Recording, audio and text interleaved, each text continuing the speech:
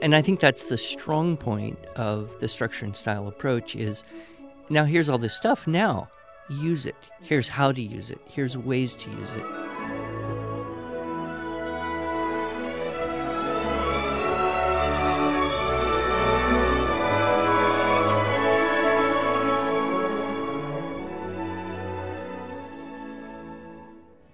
Hello, and welcome to the Arts of Language podcast with Andrew Pudewa, founder of the Institute for Excellence in Writing, or as many like to say, IEW. My name is Julie Walker, and I'm honored to serve Andrew and IEW as the Chief Marketing Officer. Our goal is to equip teachers and teaching parents with methods and materials which will aid them in training their students to become confident and competent communicators and thinkers.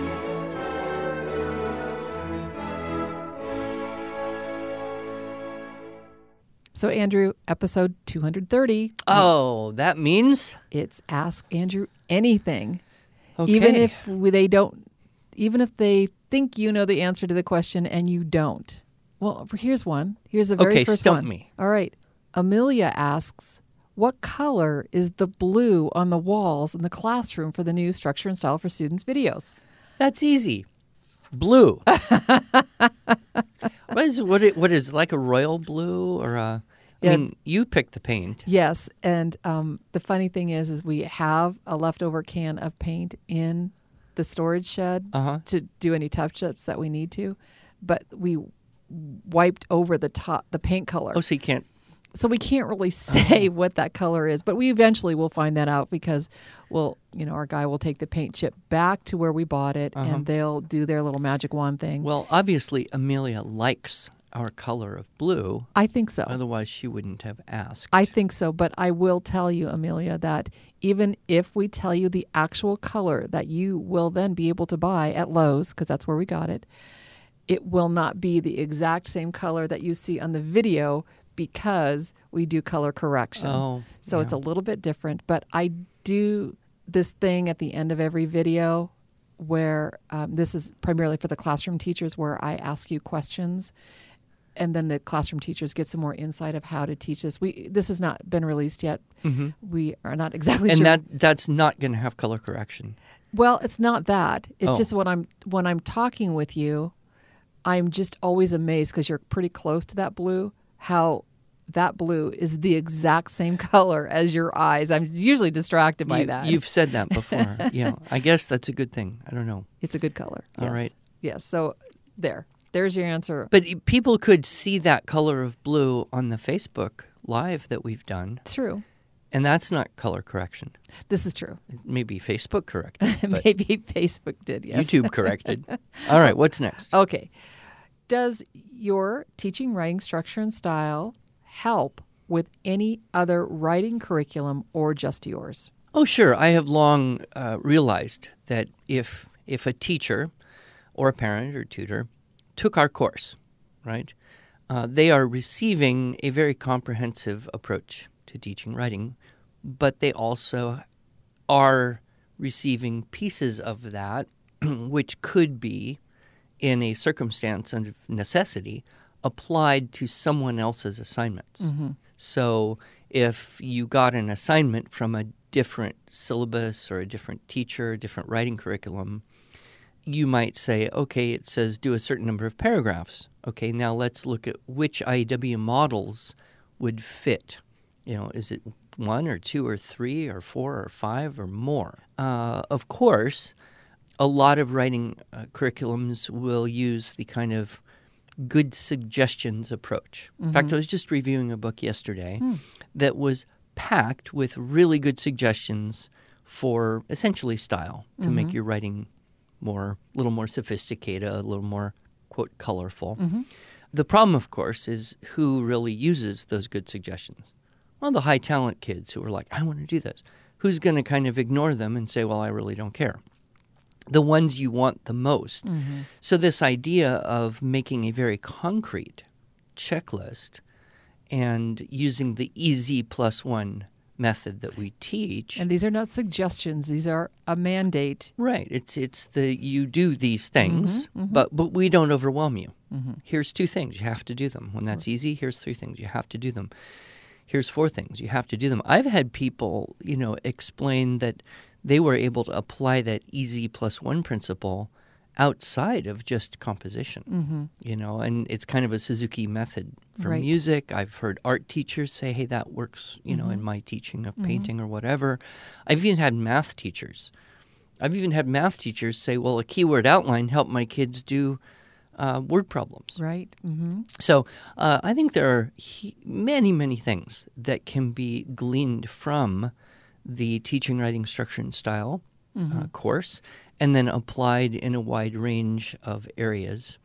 We, of course, think that when you do it consistently in the path that we have laid out, you get the best possible result. Right. But not everyone can. Right. Sometimes there are constrictions or desires to, pursue something because it looks really good or useful. But can we get the best of both worlds? And I would say yes, of course. Good. Okay, this is something that will kind of go right with that question. What is the difference between the theme-based courses and the structure and style for student classes? Do they cover the same thing? Well, we teach pretty much the same thing to everyone, regardless of age or experience. I often will say to people, trying to explain it, I teach the same thing to children in 3rd grade as I would to students in graduate school. What differs is the reading level of the source material, which means the sophistication of the ideas, and the speed of introducing the new things on the checklist. So with younger children, source text at or below reading level, checklist very slow, easy +1, may take you a year to get through 3 or 4 dress-ups and have it be easy. Whereas, I would go through the same process with high school students, but I would use things at or below their reading level and introduce the stylistic techniques much faster. So everything we do follows the same path, but the difference between the theme-based books is that they're really designed for a teacher, a tutor, to use that lesson, right? Maybe stretch it over a week, depending. If it's a 1 day a week class, then you do read the source text, talk about it, preview some of the vocabulary, make the outline if possible, and then you run out of time. Kids go home and do it. If you're doing it at home, you can do 20 minutes a day, half an hour a day, whatever it takes. The new course is requiring less teacher preparation, less teacher direct instruction, because, of course, that's the whole thing is I'm doing that. So I have prepared to read the source text and talk about aspects and make the outline with the kids on the board, and so they can just copy it over. So it is, I think, going to be ideal for people who are either busy or teaching multiple levels of kids, or would like something that's just going to be very consistent. So week after week, it's going to be, the kids will have an expectation of what's going to happen, and it will meet that expectation, and it will gradually increase both in the sophistication of source text and therefore length of compositions, and then the style techniques. Yep. So, it's kind of like, do you want to do more of it yourself because you love teaching and you want to get in the nitty-gritty and make that happen? Or would you like to have a kind of more, here it's ready to go and you can just experience it and the kids will have a good experience with that? So the theme-based books and the structure and style for students, they both have source texts as appropriate. They both have checklists. They both have some practice activities to yes. acclimate the student toward the style techniques. Right. The biggest difference is on the video, the structure and style for students, there's a video that goes with it of you teaching, which makes it super easy for the teachers. Yeah, and I think, as we look historically at kids who've used the student writing intensive or the continuation course, one thing that the viewers of that really have enjoyed is that feeling of being in the group, part of the class. Yep. I've even had parents come up to me and say, my my child sitting in the living room watching the TV raises his hand, because he wants to participate. Yep. So I think there is an engagement level with the video that you may or may not be able to reconstruct with the theme-based books. Right. And the other thing I wanted to mention, when we say theme-based, there's a theme. It's fables, myths, and fairy tales. There's stories that are periods of history. Right. The history-based writing lessons, it's ancient history. Whereas the structure and style for students, there's a little bit more smattering, although we called it a thread. There's a thread through them of the year 1 level A was of deserts. Deserts, yeah. And year 1 level B was Oceania and New Guinea and kind of that part of the world. And, of course, year 1 level C was pirates. Pirates, yes. We've got a pirate theme. But very loose. Very loose. And we did I think we had a lot of fun finding things that would be interesting, engaging. And you and I know we have always tried to err on the side of being boy-friendly. So, a dangerous animal or a slightly disgusting thing or a very dramatic rescue, that type of thing that would catch their imagination as well. Yep. So there's probably more than what you were asking for, Danielle, but there you go. There's the difference. Okay, so Elizabeth asks, this is a technical keyword outline question. You ready? When working on an outline, does a name count as one word, or does the first name count as one and the last name count as one? Elizabeth asked this question? Yes. Well, I would suggest that a teacher could make this decision. I have actually relaxed over the years.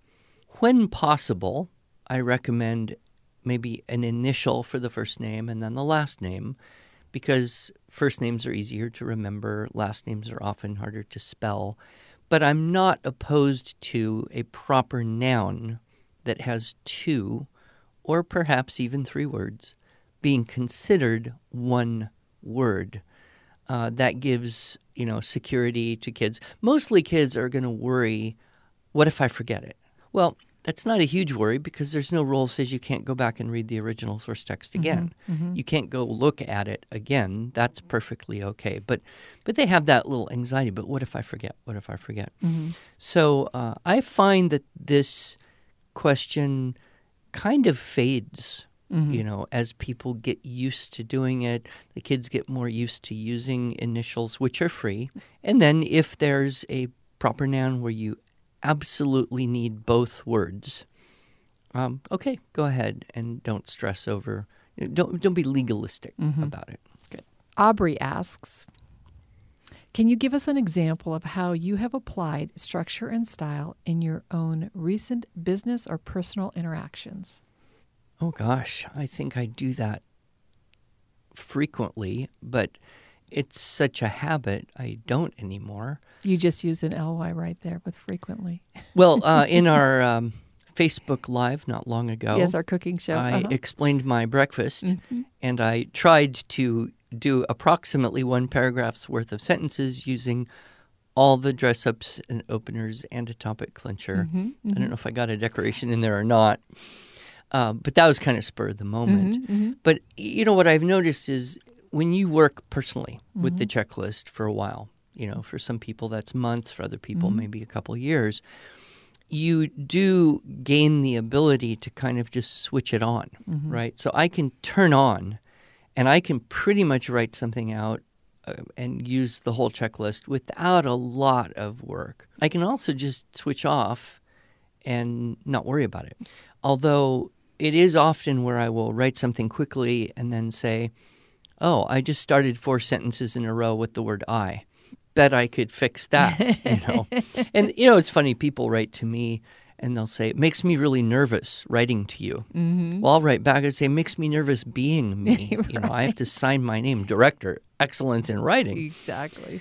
But I guess probably the biggest thing would be the habit of separating the complexity of what to write and then the writing of it. I wouldn't say I make an outline for everything I write, but certainly, and many kids find themselves, after 3 or 4 years of working with keyword outlines, they find themselves making mental outlines before they write the first sentence. Right. And that is an intellectual habit that I think is one of the greatest benefits of growing up using the structure and style approach, is that think and then speak, or think and then write. And I know it's valuable for me because when I was a little kid, my father used to say, Andy, think before you speak. Any number of times. Yes. Okay, so Evelyn asks, in the introduction, I find it hard to teach students how to include background information without giving away too much. What are your suggestions? I'm assuming she's talking about perhaps a unit 7, 8, or 9, right? Because that's when you do the introduction. Yeah, definitely unit 7 or 8. And probably the most important thing would be to follow the guidelines, write the essay from the inside out. So what happens to a lot of kids is they may or may not have a good outline, but what they want to do is start with the first sentence and just write the whole thing and be done with it. And so they're not aware of necessarily what they're planning to say or hoping to say. And then it's very possible that they could kind of run out of information and end up repeating. And then, that's one of the criticisms of the multi-paragraph essay model, is that it could be redundant. Well, yeah, if you say the same thing 2 or 3 times, it's going to seem redundant. Repetition is not bad if it's strategic and purposeful. But when you say the same thing in the same way, it's like, why did you do that? So what I have found is that if students write the body paragraphs first, then they know what they have said. They know what they're going to have said. Future perfect tense there. And in knowing that, they can then choose different things to put into the introduction. Another reason this question can come up is that in some of our materials, and I'm thinking the level A or B theme-based writing lesson books, we do give source texts. And the source texts, by necessity, are short. And you almost have to use everything in those things to get your body paragraphs, and then there's nothing new or left over to put in the introduction. So what I would say is if you have the body paragraphs written and you're not sure if there's anything left over, why not go and get some more information? Go check an online encyclopedia. Go check a book about that subject or that website. I'll give you a typical thing that kids would write about is a person. Okay. Right? So you're doing a Unit 8, 5 or 6 paragraph essay on a person, so you've got 3 body paragraphs. Those paragraphs have topics, right? So one of those topics could be early life. Another topic could be, military. Another topic could be political, or one could be teaching career. Another could be scientific discoveries, right? Well, there's all sorts of miscellaneous things about where that person was born, when they were born, did they have siblings, school, family life. If it's not a topic, that could be part of the background information. So really you're asking the question, is there anything more that might help me understand this better, creating context? So, and that's what we put, time, background, right? Time, place, context. I would also say that, in teaching this, the very best way to understand how to teach it is to wrestle with it yourself a little bit. They have to do the writing assignment, Andrew? By doing, the assignment you're going to give to those students before you give it to them. Right. Or something very similar to that. Right. So, yes, it can be a challenge. In fact, it is one of the challenges of the 5 or more paragraph model is how do you bring in appropriate background information that is interesting, applicable, not redundant, and the best things I can think of, number 1, are write the body paragraphs first, then I'm not going to say any of that stuff again. I'm going to say something else. You'll touch on it in the introduction because you have to introduce the topic. Topics, yeah. Yes. But in terms of the background information. Right. Yeah, got it. Right? And then if you need to, just go get some more information about that thing. Yeah, sounds great. And as you were talking about the answer to this question, I'm reminded of what you say about having the paragraphs of approximately equal length. And so if your introduction only has to have an attention-getting device, give some background information, and introduce the topics, and yet it has to be as meaty as one of those middle topic paragraphs, you're going to need a little bit more background information than what's not mentioned in your topic paragraphs. Probably so. And, attention-getting device can be anything from a very short sentence to a whole little, multi-sentence anecdote. Okay, right. So there's quite a range of option in terms of that. And again, I very often will suggest to teachers, pull the samples. So from the TWSS, we have Unit 8 samples.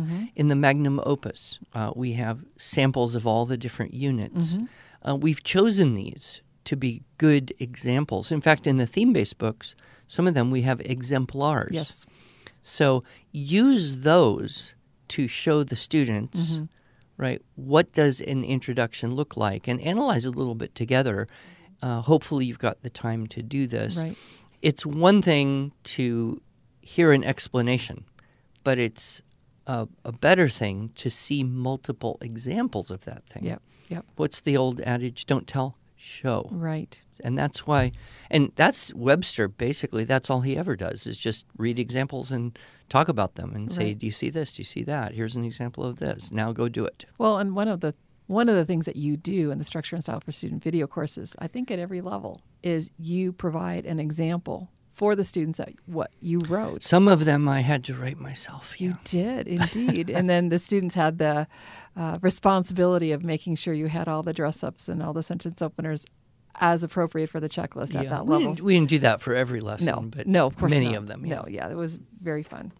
Okay, another question here. Madeline asks, my son is upset about something he experienced in a retail store. In fact, he wrote a very well-worded and elegant letter to complain and kindly provide suggestions on the issue.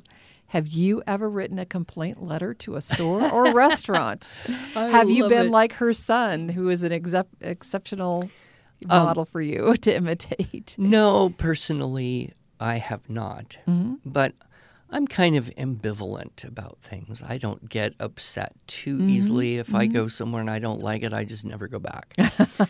But it does remind me on a few occasions, I have given students an assignment to write a letter. And sometimes they go, well, what should I write about? And then the thing would be, well, find something to praise, something you like, and commend that, praise that. And if there's something you don't like, then communicate that. Kind of the classical rhetoric, encomium, invective, or sometimes called vituperation. But, in a way, it just gives you something to say. So I do know that a couple of my students have written letters criticizing certain elements of, I believe, restaurant, which I thought was well done. And, in a way, criticizing something is a step in being able to think a bit analytically about it. I mean, we say critical thinking, not in that we want to just be negative all the time, but that we want to be able to make judgments. I will admit, however, that there have been a couple times where I walked into a Men's Warehouse and I said to the manager, if you will turn off the music while I'm here, I will probably spend $1,000 because I only go shopping every 5 years. But I can't stay here with the music as it is. And then they're like, okay, fine. We'll turn it off. So sometimes I've been I've been critical of that aspect of a store, but never so far as to write a letter. Sorry. So Jennifer has a question about Unit 3. Okay. I almost want to make you guess this one because I bet this is one of the most frequently asked Unit 3 questions. She says, in Unit 3, I have always found it confusing to list all the characters in the story under characters and setting in the keyword outline. When we go to write the first paragraph, sometimes including a character that only shows up later in the story is challenging. Is it okay to only mention that character in the conflict or problem or climax resolution sections? Or is it good to try to mention all the characters in the first paragraph? You can do whatever you want. The answer is it is okay to not mention all the characters. In fact, nowhere ever in the story sequence chart in Unit 3 lessons or anywhere do we say characters, all of them. Mm-hmm. Right. You just need at least one to start doing something.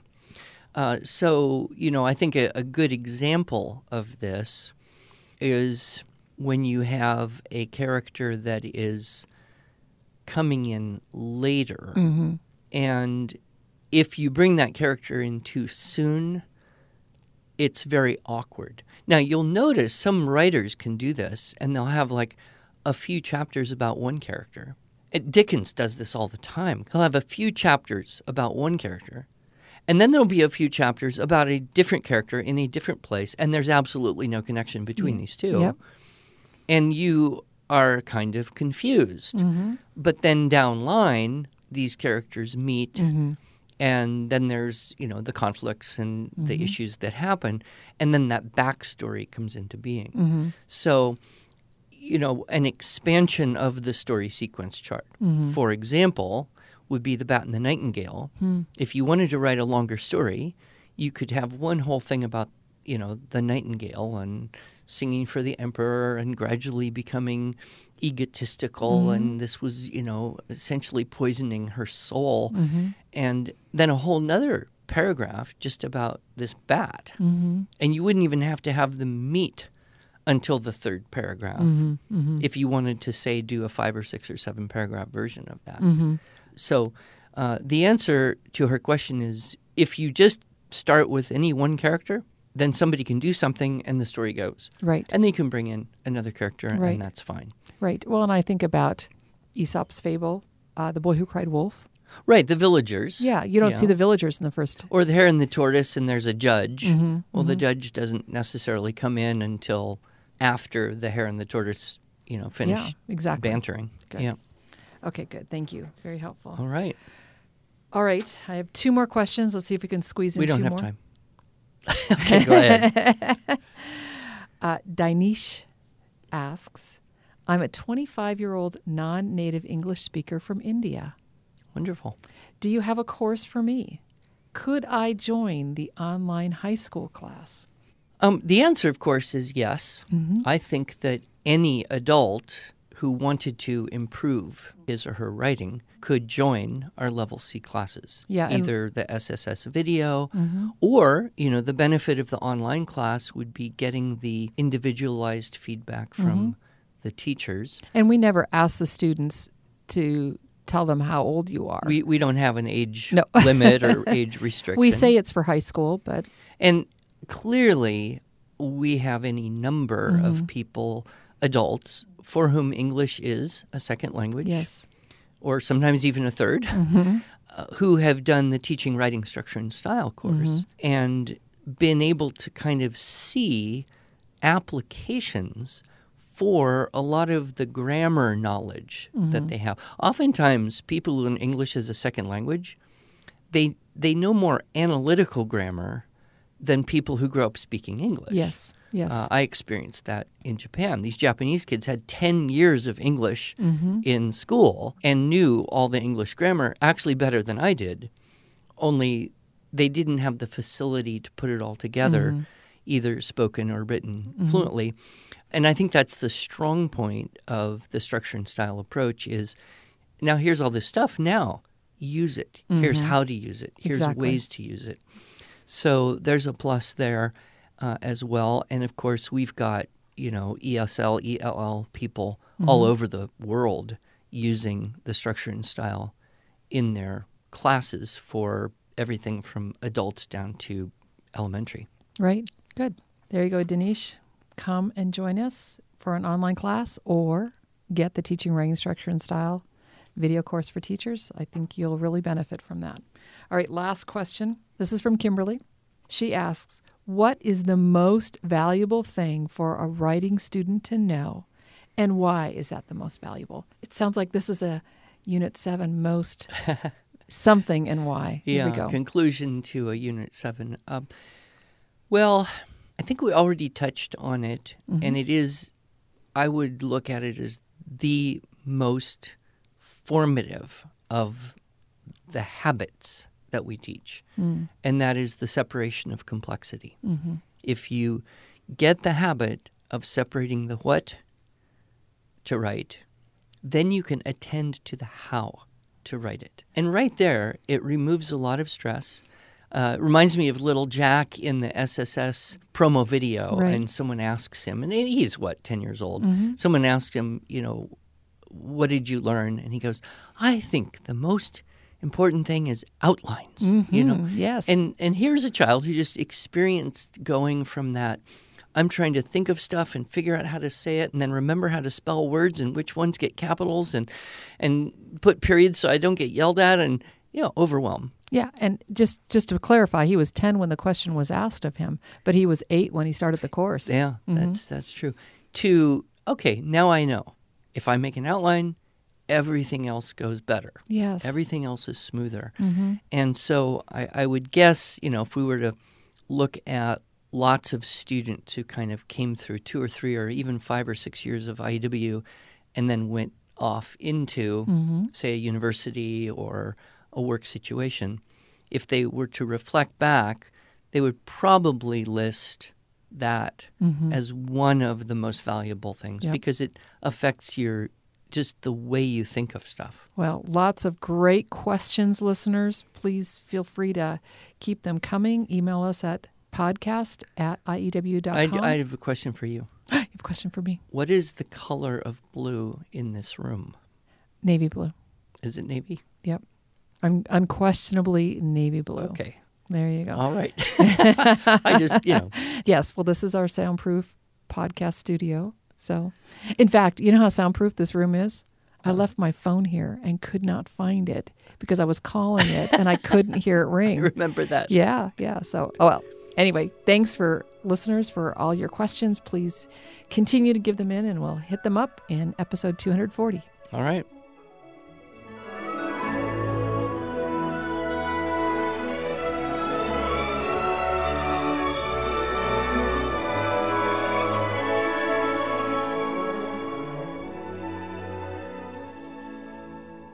Thanks so much for joining us.